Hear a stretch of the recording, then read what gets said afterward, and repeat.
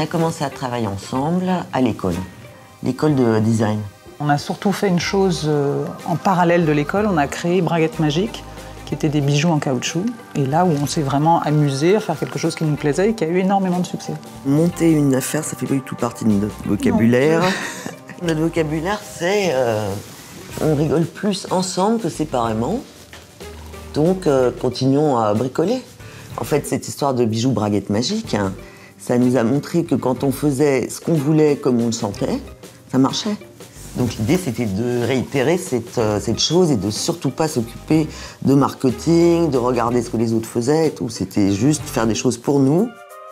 L'univers de Tsetse, ce sont des objets pour les gens, pour la maison, des objets usuels, fonctionnels et qui apportent du plaisir, simplement, en s'en servant. Quand on fait un cahier, par exemple, on pense que c'est un super truc de rangement et de classification, alors que c'est le contraire, parce qu'on ne sait jamais dans quel cahier on a noté le machin qu'on cherche.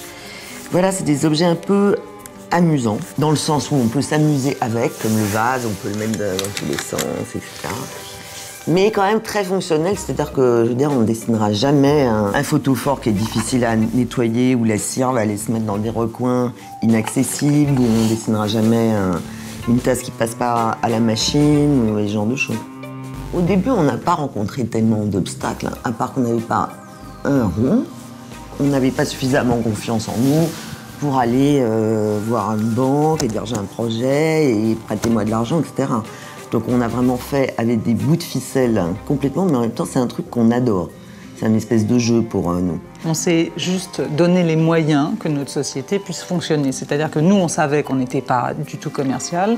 On a commencé avec ce plaisir, ce jeu de jouer avec le peu qu'on avait. Et puis dès qu'on a pu, on a embauché des gens pour faire le boulot bien qu'on ne savait pas faire. Parce que nous, on est avant tout designer et créatrice. Mais par contre, on a chevillé au corps ce besoin d'indépendance. Donc on voulait faire notre entreprise à nous. À deux, c'est comme un moteur à deux temps. Dans les moments durs, il y en a un qui avance et l'autre qui n'a pas envie d'avancer, qui se laisse traîner et vice-versa. C'est très important d'être deux. C'est important donc dans ces moments asymétriques, mais c'est important aussi dans les moments de grande joie. C'est qu'on peut se réjouir à deux, beaucoup plus que tout seul. Je donnerais comme conseil qu'il faut surtout se faire confiance. C'est vraiment le plus difficile.